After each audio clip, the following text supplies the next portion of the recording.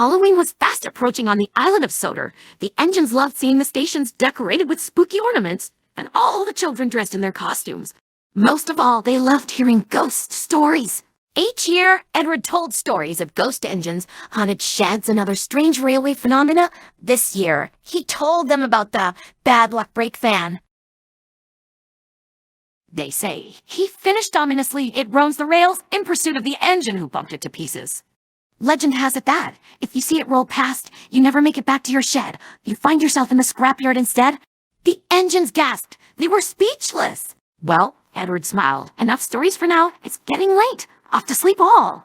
The engines tried to sleep, but they still chatted excitedly about Edward's story, all except Oliver. It's not right, he complained to Duck the next day, using scrap in a cheap ghost story. It's all in the spirit of the season, Duck advised. Edward is the last engine who'd want to cause any offense. He knows scrap is serious, but we're safe here.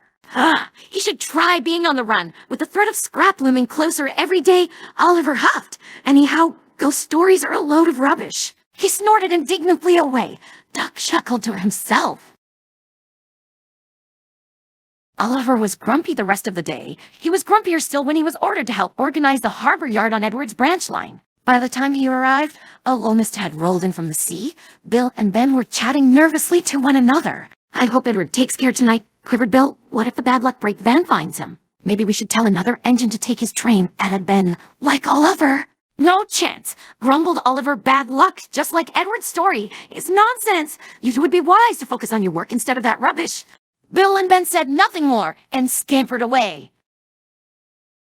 When night had fallen, Oliver was eager to leave. The yard manager came to see him. The brakes on the van for Edward's night train aren't working properly, he explained. Could you be his back engine? That way, you can get back to the junction and Edward can pick up a spare van at Wellsworth. Begrudgingly, Oliver agreed.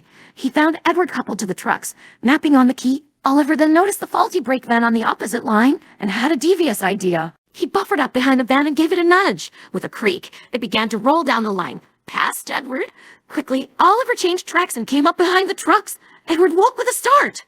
Goodness, he cried, what's going on? It was then that Edward noticed a brake van rolling wearily alongside. It disappeared in the mist as Edward felt himself being pushed along. Out in the darkness of the countryside, Oliver started wailing ghoulishly. Edward was at a loss for words. Then he saw the red signal ahead. He braked hard, but Oliver, too busy playing ghost to notice, kept pushing. Stop! Cried Edward.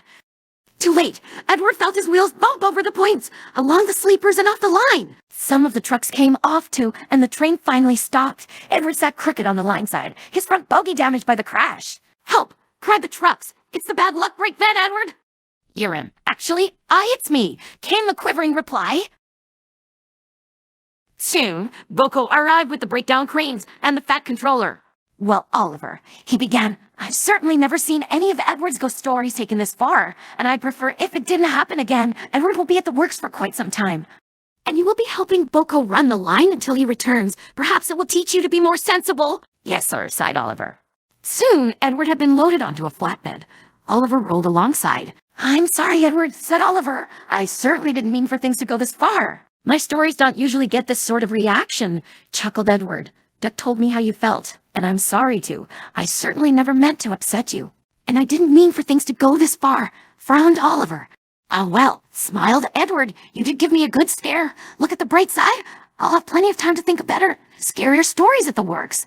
Oliver just had to laugh.